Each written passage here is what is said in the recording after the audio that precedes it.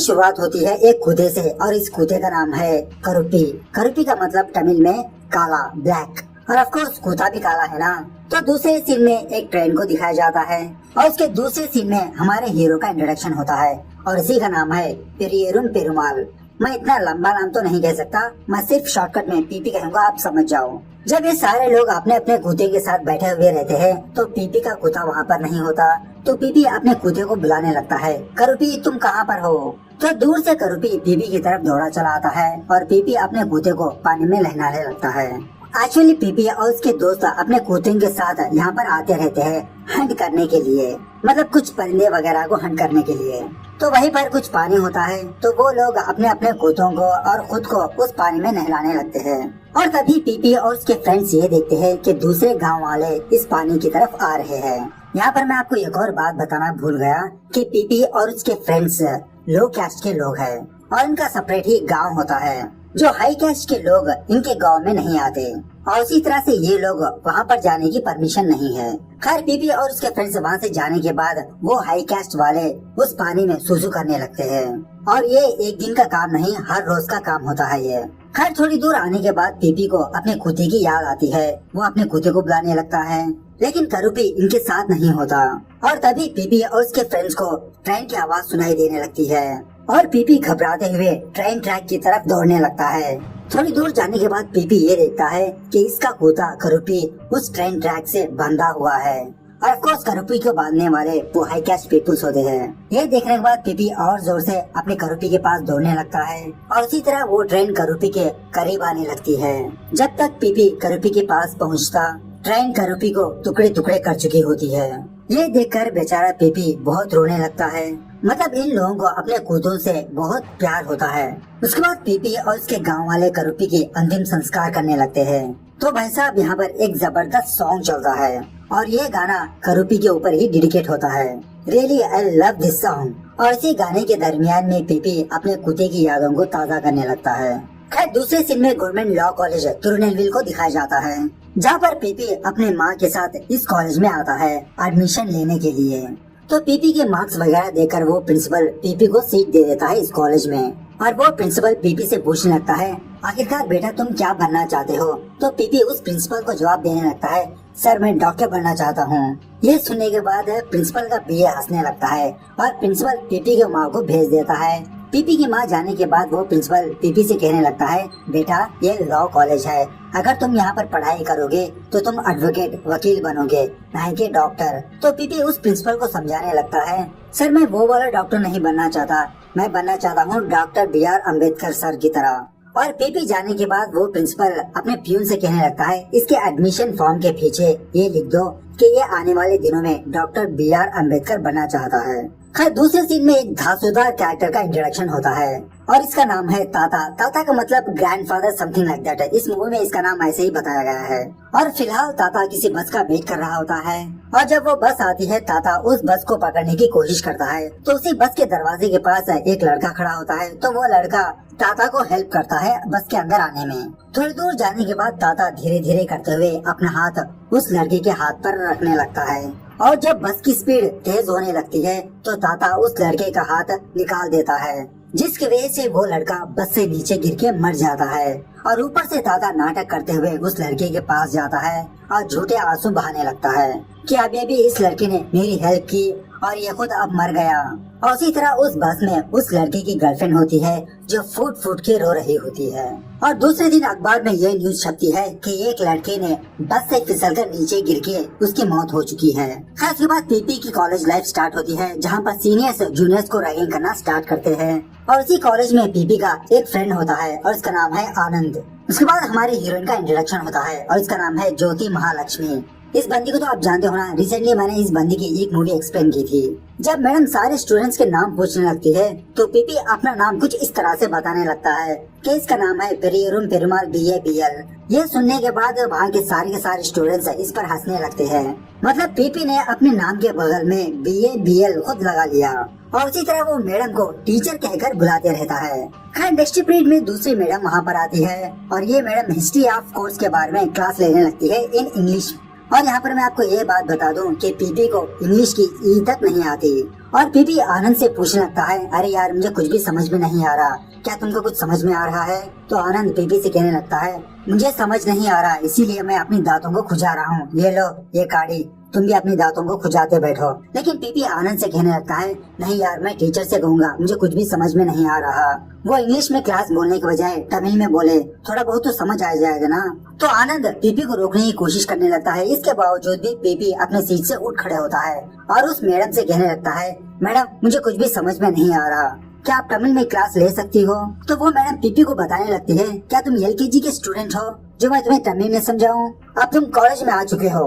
तो PP madam से कहने लगता है, अरे मैडम सिर्फ मुझे ही नहीं, यहाँ पर जितने स्टूडेंट्स बैठे हैं उन सारे लोगों को आपकी क्लास समझ में नहीं आ रही है। ये सुनने के बाद वो मैडम सारे स्टूडेंट्स से पूछने लगती है, स्टूडेंट्स जिसे जिसे समझ में नहीं आया वो अपने हाथ राइज करें। तो कोई भी बंदा अपने हाथ को नहीं उठाता। उसके बाद वो मैडम उन स्टूडेंट्स से पूछने लगती है कि जिस को समझ में आया वो अपने हाथ ऊपर करे। तो सारे के सारे स्टूडेंट्स अपना हाथ ऊपर करते हैं, इवन तो आनंद भी अपना हाथ ऊपर करता है। ये देखकर वो मैडम पीपी से कहने लगती है, ये देखो तुम्हारे बगल वाले बंदे को ही समझ में आया, तुमको समझ में नहीं आया तो मैं क्या करूं? टीसी लेके बाहर चले जाओ, अगर तुम इस कॉलेज में रहना है तो तुम इंग्लिश को सीखना होगा। खैर सारे स्टूडेंट्स जाने के बाद पीपी ज्योति को रोक लेता है और उससे कहने लगता है, क्या आपको उस मैडम की क्लास समझ में आई? तो ज्योति पीपी से कहने लगती है, हाँ मुझे अच्छी तरह से समझ में आई। आज तो मैडम ने राजा नंद कुमार के केस के बारे में डिस्कस किया। अगर तुम्हें इंग्लिश समझ में नहीं आती तो तमिल में इसके बुक्स है, तुम उन बुक्स को पढ़ के सब्जेक्ट को समझ सकते हो। ये सुनने के बाद पीपी शॉक में रह जाता है और ज्योति से पूछने लगता है, क्या ये बुक्स तमिल में भी अवेलेबल है? तब तो फिर कोई बात नहीं। और जब ज्योति वहाँ से जा रही होती है तो पीपी ज्योति को उसका नाम पूछने लगता है। तो ज्योति अपना नाम कहने लगती है कि ज्योति महालक्ष्मी। और पीपी ज्योति से कहने लगता है, अच्छा आपके 2 नाम है? तो ज्योति कहने लगती है, नहीं 3, घर में मुझे जो कहकर भी बुलाते हैं। खैर दूसरे दिन एक इंग्लिश प्रोफेसर इनकी क्लास को आता है और ऑफकोर्स बेचारे पीपी को इंग्लिश कुछ भी समझ में नहीं आता, जिसकी वजह से पीपी और आनंद ये दोनों अपने दांत खुजाने लगते हैं। और ऐसी बातों में ये दोनों गपशप मारने लगते हैं और इन दोनों की आवाज वो लेक्चरर वो प्रोफेसर सुन लेता है और उन दोनों को अपने सीट से खड़ा करता है। उनके सीट से खड़ा करने के बाद वो प्रोफेसर पीपी से ये पूछने लगता है कि तुम बिना हिचकिचाए ये से 10 वर्ष बोलो। ये सुनने के बाद पीपी ये के नाम बताने लगता है, आनंद, अंबिका, अरुणाचलम एक्सेट्रा एक्सेट्रा। इसका जवाब सुनने के बाद सारे स्टूडेंट्स इस पर हंसने लगते हैं और वो प्रोफेसर पीपी को क्लास के बाहर जाने के लिए कहता है। अब बारी है आनंद की, तो वो प्रोफेसर आनंद को सी के रिलेटेड कुछ वर्ड्स बताने के लिए कहता है। तो आनंद उल्टा प्रोफेसर से पूछने लगता है, सर छोटा सी या बड़ा सी, मतलब कैपिटल सी या स्मॉल सी? तो इसका जवाब भी सुनने के बाद सारी क्लास इस पर हंसने लगती है और वो प्रोफेसर चुपचाप आनंद को भी बाहर जाने के लिए कहता है। खैर जब ये दोनों बाहर आते हैं तो पीपी आनंद से कहने लगता है, अरे यार मैंने तो सही जवाब दिया ना, मतलब जो ये से वर्ड्स आते हैं वो बताने लगा। ये सुनने के बाद आनंद पीपी से कहने लगता है, शायद सर को छोटे ए के बारे में बताना होगा। अब देखो तुमने मेरा नाम लिया आनंद, अब मेरे नाम में ये कैपिटल है, स्मॉल तो नहीं ना। खैर क्लास होने के बाद वो प्रोफेसर इन दोनों के पास आकर इनको एक होमवर्क देने लगता है कि पीपी ये के रिलेटेड 100 वर्ड्स लिख के आए और उसी तरह आनंद सी के रिलेटेड 100 वर्ड्स लिख के ले आए। खैर सारे स्टूडेंट्स बाहर जाने के बाद पीपी और आनंद ये दोनों अपनी क्लास में आते हैं और ज्योति पीपी के पास आकर उससे पूछने लगती है कि आपको ऐसा बताना नहीं चाहिए, A for apple, B for ball, C for cat, इस तरह से जो वर्ड्स है ना उस तरह से आपको सर को बताना चाहिए था। सर ने नेम्स के बारे में नहीं कहा। और इसी बातों में पीपी अपना होमवर्क के बारे में ज्योति को बताने लगता है कि सर ने मुझे इस तरह से होमवर्क दिया, क्या आप मेरी हेल्प कर सकती हो? तो ज्योति पीपी की बात मान लेती है और उसी तरह आनंद भी ज्योति से हेल्प मांगने लगता है। खैर जब ज्योति बाहर आती है तो कुछ सीनियर्स ज्योति को रैगिंग करने लगते हैं और ज्योति गुस्से में आकर अपने बैंगल्स को अपने हाथों में ही तोड़ने लगती है, जिसकी वजह से ज्योति का हाथ जख्मी हो जाता है। और उसी कॉलेज में ज्योति का एक भाई होता है, भाई का मतलब ज्योति का चाचा का बेटा, और इस बंदे का नाम है शंकर लिंगम, शॉर्टकट में शंकर। और ये चीज बेचारे पीपी और आनंद देख रहे होते हैं और पीपी को ये फिक्र होने लगती है कि ज्योति इसका होमवर्क करेगी या नहीं करेगी। खैर दूसरे सीन में आधी रात को दादा को कोई बंदा अपने घर बुलाता है और यहाँ पर स्टोरी ये है, मैं आपको सिंपल से बताता हूँ कि इस घर में एक लड़की होती है और इस लड़की के भाई ने ये देखा कि इस लड़की ने अपने कम जात के लड़के से मुलाकात की थी टेम्पल में और वो चीज कुछ गांव वाले देख लिया था। जब वो लड़की अपने घर आई तो इस लड़की का भाई इस लड़की को मारने पीटने लगा और इसी हाथापाई के दौरान उस भाई ने लड़की को एक छापड़ मारा और वो लड़की एक दीवार से टकरा गई और उसकी मौत हो गई। और उसी लड़की को ठिकाने लगाने के लिए उस घर के लोगों ने ताता को बुलाया। ये जानने के बाद ताता उन सारे लोगों को उस घर से बाहर भेज देता है और इधर उधर ढूंढने पर ताता को एक रस्सी नजर आती है। तो ताता उस रस्सी को लेकर उस लड़की के गले में बांधने लगता है और इसी दरमियान में ये लड़की अपनी आंखें खोल देती है। मतलब ये लड़की एक्चुअली मरी नहीं होती, सिर्फ बेहोश हुई होती है। लेकिन इसके बावजूद भी ताता इस लड़की को उसका गला घोट के मार देता है और उस लड़की की लाश को खींचते हुए दूसरे कमरे में लाता है और उसे ऊपर से टांग देता है, जैसा लगे कि ये लड़की अपने आप को फांसी लगा लिया हो।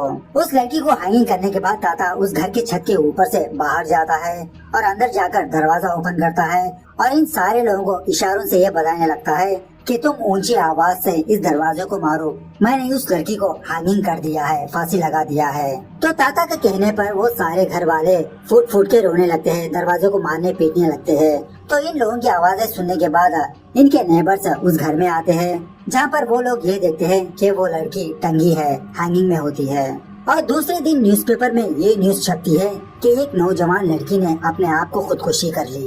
फिर जब दूसरे दिन ज्योति अपने कॉलेज आती है तो ज्योति पीपी और आनंद का होमवर्क करके लाती है और इन दोनों को सौंप देती है। तो जब प्रोफेसर इनकी क्लास में आता है तो पीपी और आनंद ये दोनों अपने पेपर्स उस प्रोफेसर को देने लगते हैं। उसके बाद वो प्रोफेसर अपने स्टूडेंट्स को कहने लगता है, देखो बेटा, अब तुम स्कूल में नहीं हो, अगर तुम स्कूल में होते तो मैं बोर्ड पे लिखता तो तुम अपने नोट्स में नोट डाउन कर लेते, लेकिन ये कॉलेज है, मैं डिक्टेट करूंगा, तुम अपने नोट्स में नोट डाउन कर लेना।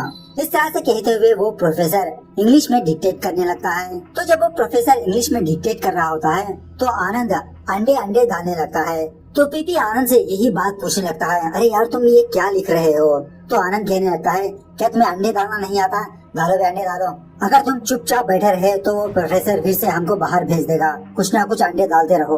तो आनंद की बात मानकर पीपी भी अपने नोट्स में अंडे अंडे अंडे अंडे डालने लगता है। लेकिन जब वो प्रोफेसर इन दोनों के पास आता है तो वो प्रोफेसर पीपी को पकड़ लेता है और पीपी को अपने नोट्स देने के लिए कहता है और वो अंडे अंडे देखकर वो प्रोफेसर के होश उड़ जाते हैं और वो प्रोफेसर पीपी की बुक लेकर ज्योति के पास जाता है और उसे पढ़ने के लिए कहता है। बेचारी ज्योति अंडे अंडे अंडे अंडे अंडे अंडे कहकर पढ़ने लगती है। ये सुनने के बाद सारे स्टूडेंट्स पीपी पर हंसने लगते हैं और वो प्रोफेसर पीपी को कहने लगता है, क्या तुम मुर्गी हो, इतने सारे अंडे डाल के बैठे हो? इस तरह से वो प्रोफेसर अनाप शनाप पीपी को बकने लगता है। तो पीपी को बहुत गुस्सा आता है और वो फौरन सारे स्टूडेंट्स के नोट्स इकट्ठा करने लगता है और उस प्रोफेसर से कहने लगता है, ये देखिए सर, ये देखिए, किसी ने भी कुछ भी नहीं लिखा। इस प्रोफेसर को भी बहुत गुस्सा आता है और पीपी को अपनी क्लास से बाहर जाने के लिए कहता है। जब पीपी बाहर जाता है तो वो प्रोफेसर सारे स्टूडेंट्स के बुक्स चेक करने लगता है, जहाँ पर किसी ने भी ढंग से नोट्स को नोट डाउन नहीं किया होता। ये देखने के बाद वो प्रोफेसर इन सारे नोट्स को उन्हीं स्टूडेंट्स के मुंह पे मार के वहाँ से चला जाता है।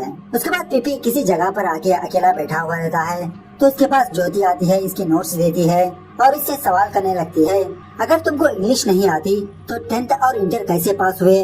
वहाँ पर तो इंग्लिश था ना?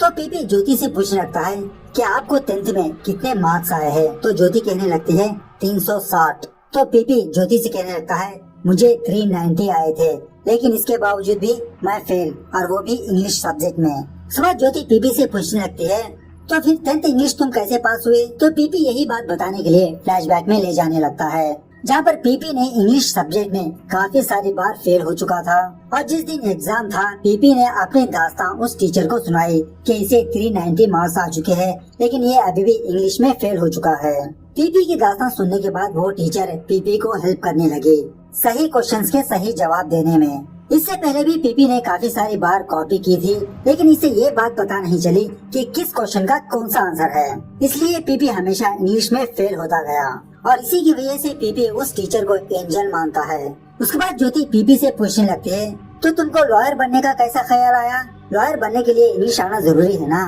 तो फिर से पीपी ज्योति को अपना फ्लैशबैक बताने लगता है कि इनके गाँव में राजा ताता नाम का एक बंदा होता है।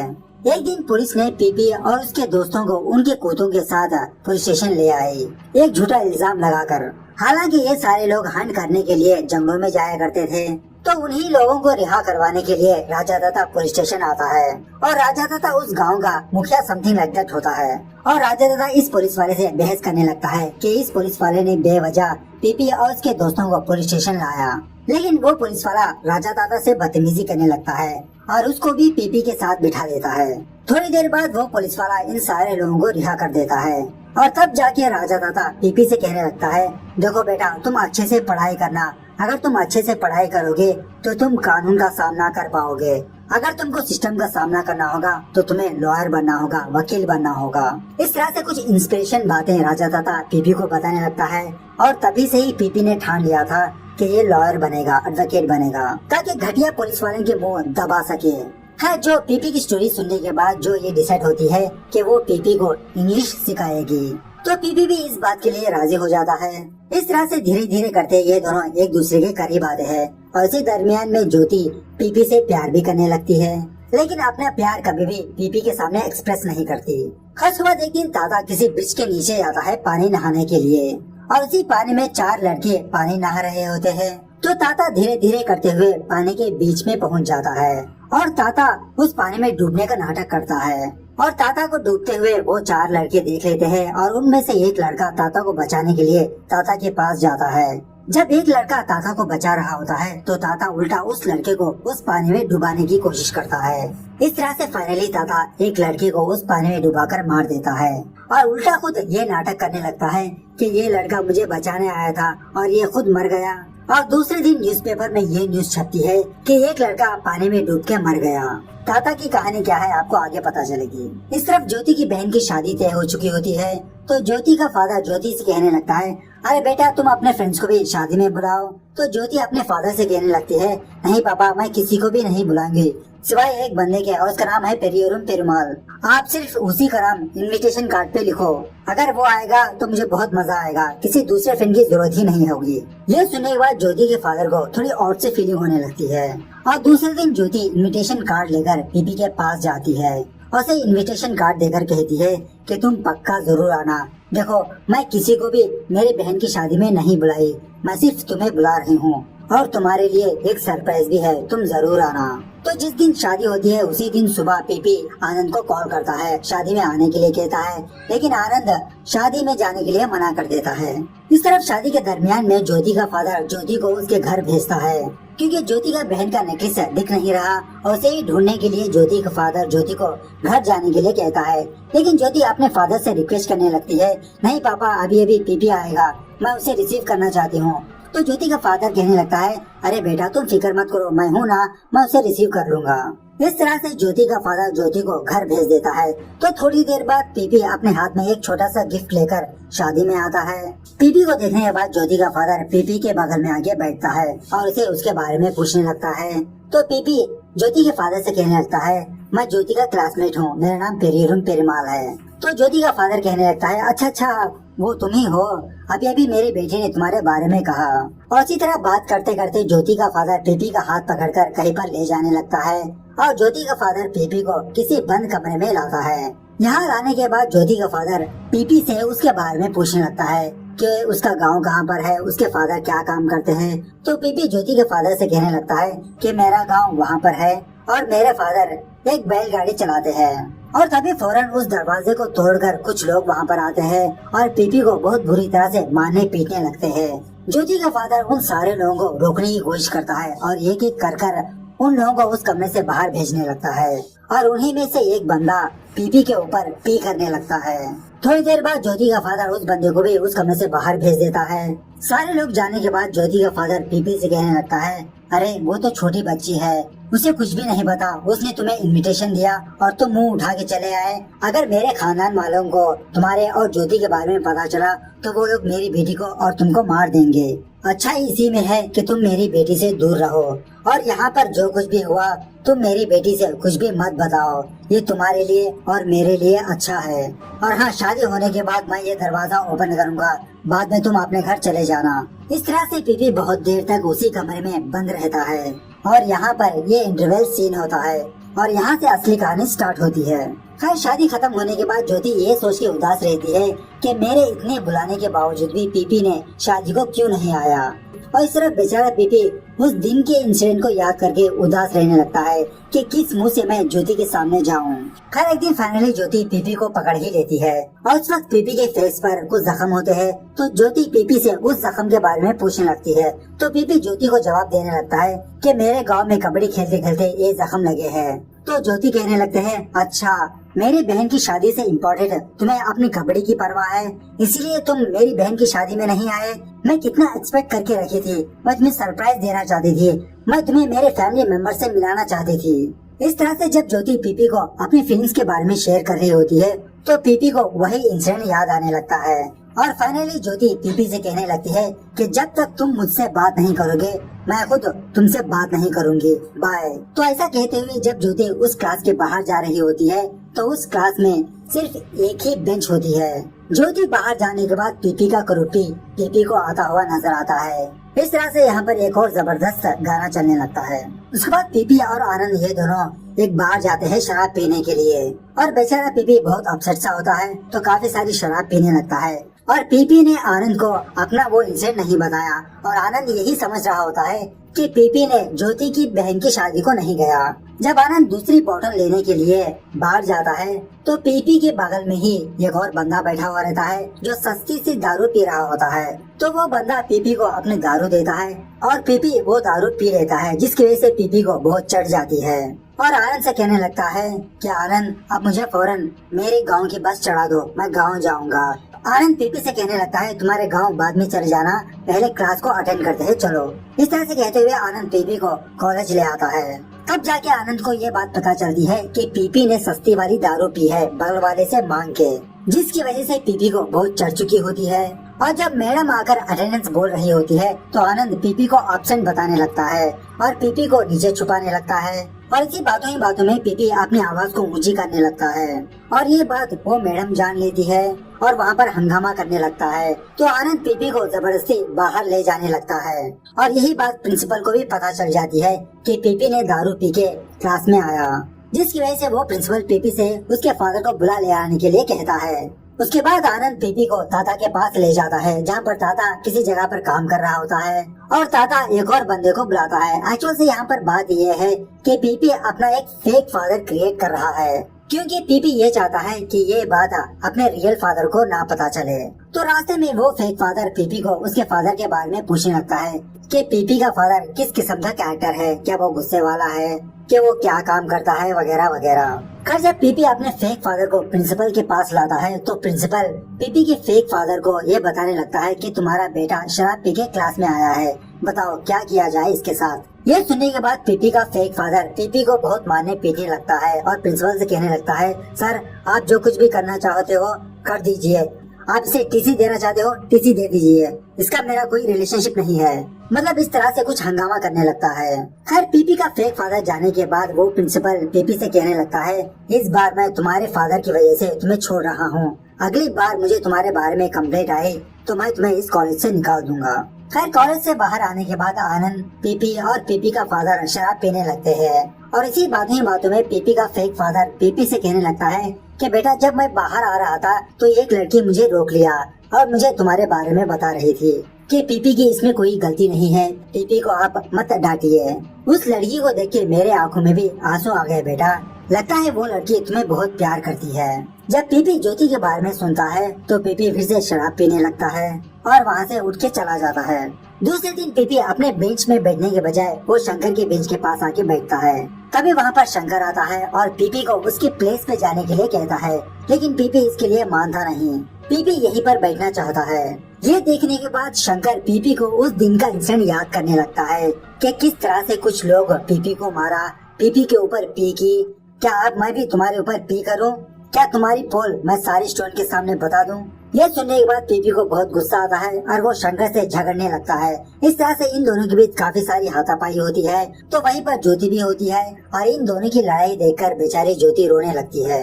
और उसी दिन जब पीपी बस में अपने गाँव जा रहा होता है तो चार लोग पीपी को उस बस से उतारकर उसे कहीं पर ले जाने लगते हैं और उसी तरह ये चारों लोग पीपी को उठाकर केले के खेत में लाते हैं और उसे मारने पीटने लगते हैं। तो भाई साहब यहाँ पर भी जबरदस्त फाइट होने लगती है। फाइट मतलब एक मुक्का मारा चांद तक पहुँच गए वैसे वाली फाइट नहीं। पीपी अपनी जान बचाते हुए उन चारों से लड़ने लगता है और फाइनली पीपी किसी भी तरह करके अपने गांव के बॉर्डर में पहुंच जाता है। अब जैसा मैंने पहले कहा था कि वहाँ के लोग इस तरफ नहीं आ सकते और यहाँ के लोग उस तरफ नहीं जा सकते, तो वो लोग वहीं पर रुक जाते हैं। उसके बाद ताता को दिखाया जाता है जो बस में कहीं पर ट्रैवल कर रहा होता है और वही बस में पीपी भी होता है। तो ताता पीपी को देखकर उसे अपने पास बुलाता है, उसे सीट देता है। जब पीपी ताता के बगल में बैठता है तो ताता पीपी को उसके बारे में पूछने लगता है कि तुम्हारा गाँव कौन सा है, तुम्हारे फादर क्या करते हैं, एक्सेट्रा एक्सेट्रा। जब पीपी अपने बारे में बताने लगता है तो ताता पीपी के बगल से उठ खड़ेता है और वो उससे दूर जाने लगता है, क्योंकि ताता एक हाई कैस्ट का आदमी होता है और हाई कैस्ट के लोग लो कैस्ट के पीपल से ना ही मुलाकात करते ना ही बात करते। जब पीपी कॉलेज आता है तो पीपी फौरन शंकर के टेबल के पास जाकर उसका नाम मिटाने लगता है और शंकर का नाम मिटाकर अपना नाम वहाँ पर लिखने लगता है। उसके बाद एक टीचर जो पीपी से क्लोज रहती है वो टीचर पीपी को और ज्योति को अपने कैबिन में बुलाती है और पीपी से पूछने लगती है कि अब तुम दोनों में क्या हुआ, क्यों तुम दोनों पहले जैसे बात नहीं कर रहे हो। तो मैडम का यह सवाल सुनने के बाद पीपी कुछ उठ पटांग से जवाब देने लगता है।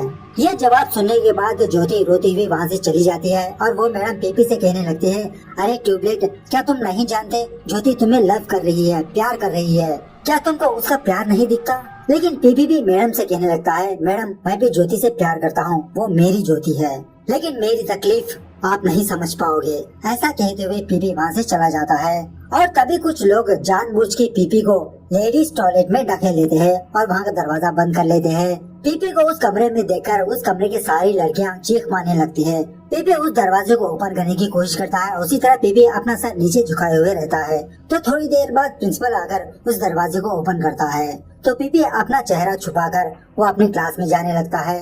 जब पीपी अपने बेंच के पास आता है तो पीपी ये देखता है कि उसका नाम मिटा हुआ है। यह देखकर पीपी को बहुत गुस्सा आता है और पीपी उस बेंच को तोड़ने लगता है और पीपी को फॉलो करते हैं वो प्रिंसिपल और कुछ स्टूडेंट्स पीपी के पास आते हैं, लेकिन पीपी गुस्से में आकर वहाँ से चला जाता है। उसके बाद आनंद पीपी को डांटने लगता है, आखिरकार तुम्हें क्या हो गया, क्यों आजकल तुम ऐसे बिहेव कर रहे हो। अब देखो प्रिंसिपल फिर से तुम्हारे पापा को बुला लेने की बात कर रहा है, कहाँ से लाओगे फिर से तुम्हारा फादर। तो पीपी आनंद से कहने लगता है, इस बार मैं मेरे असली फादर को ही बुला ले आऊंगा। उसके बाद पीपी के फादर का इंट्रोडक्शन होता है और यहाँ पर हमें यह बात पता चलती है कि एक्चुअली पीपी का फादर कोई बैलगाड़ी नहीं चलाता और पीपी का फादर अपने आप को फीमेल बनाकर किसी मेले वेले में डांस करता रहता है, यही इसका काम होता है। पीपी का फादर थोड़ा बहुत गे टाइप का लगता है, लेकिन एक्चुअली वो गे नहीं होता। इसलिए पीपी अपने फादर के और अपने फादर के काम के बारे में किसी को कुछ भी नहीं बताता। उसके बाद पीपी अपने फादर के पास आकर कहने लगता है, पापा आपको प्रिंसिपल सर ने बुलाया है, आपको आना होगा। तो इसका फादर कहने लगता है, अरे बेटा मैं कॉलेज में जाके क्या बात करूँगा, तुम अपनी माँ को ले जाओ ना। तो पीपी कहने लगता है, नहीं पापा आपको ही आना पड़ेगा। इस तरह से पीपी अपने फादर को अपने कॉलेज ले जाता है और जब पीपी का फादर प्रिंसिपल के सामने आता है तो ये प्रिंसिपल पीपी के फादर को देखकर शॉक में रह जाता है और पीपी के फादर से पूछने लगता है, पिछली बार तो मैंने किसी और आदमी को देखा था और आप कौन हो। तो पीपी का फादर उस प्रिंसिपल से कहने लगता है, सर देखिए आप लोग मुझे क्यों यहाँ पर बुलाए मुझे पता नहीं, और मेरा काम है मैं फीमेल का मेकअप करके मेले में नाचता हूँ। शायद इसी को बोलने में मेरे बेटे को हिचकिचाहट होगी और शायद उसने किसी दूसरे बंदे को आपसे मिलवाने के लिए लाया होगा। यह सुनने के बाद प्रिंसिपल पीपी के फादर को बाहर भेज देता है और पीपी को अंदर बुलाता है और वो प्रिंसिपल पीपी से कहने लगता है, देखो बेटा कभी भी अपने बाप को मत छुपाना, मुझे ही देख लो मेरा फादर एक चपरासी है और आज उसी चपरासी का बेटा तुम्हारा प्रिंसिपल है और इस कॉलेज में सारे लोग मुझे सलाम करते हैं। मुझे पता है जो कुछ भी कांड हुआ उसमें तुम्हारी कोई गलती नहीं है, तुम जानबूझ के लेडीज टॉयलेट में नहीं गए, तुमको धक्का दिया गया है और मुझे ये भी पता है कि तुमको किसने धक्का दिया है। ऊपर वाले लोग तुमको नीचे दबाने की कोशिश करेंगे लेकिन तुम्हें दबना नहीं है। मुझे ही देख लो मैं भी एक लो क्लास का बंदा हूँ, लेकिन आज मैं इस कॉलेज का प्रिंसिपल हूँ। आज के बाद से तुम जो कुछ भी करना चाहते हो तुम करो, तुम्हें कोई भी नहीं रोकेगा, मैं तुम्हारे सपोर्ट में हूँ। जब पीपी वहाँ से जाता है तो वहीं पर वो टीचर होती है तो टीचर प्रिंसिपल से पूछने लगती है, अरे सर आपने ये क्या कह दिया, अगर पीपी ने उनसे जाकर झगड़ा वगैरह किया तो कौन जिम्मेदार होगा। तो प्रिंसिपल मैडम से कहने लगता है, लड़ने दो झगड़ने दो, क्या उन लोगों को हम रोक सकते हैं, नहीं ना। उसी तरह हम भी पीपी को नहीं रोकना चाहिए। अगर कल के दिन पीपी ने इसी बदनामी की वजह से वो सुसाइड कर लिया तो कौन जिम्मेदार होगा। अच्छाई इसी में है कि वो लड़ के मरे ना कि सुसाइड करके। उसके बाद पीपी का फादर कॉलेज के बाहर बैठा हुआ रहता है, पीपी का इंतजार करता हुआ। और तभी शंकर और उसके फ्रेंड्स की नजर पीपी के फादर पर पड़ती है और उनमें से एक बंदा शंकर को बताने लगता है, अरे यही तो है पीपी का फादर। तो ये सुनने के बाद शंकर और उसके फ्रेंड्स पीपी के फादर के पास जाते हैं, उसे छेड़खानी करने लगते हैं। उसी तरह शंकर पीपी के फादर की धोती खींचने लगता है।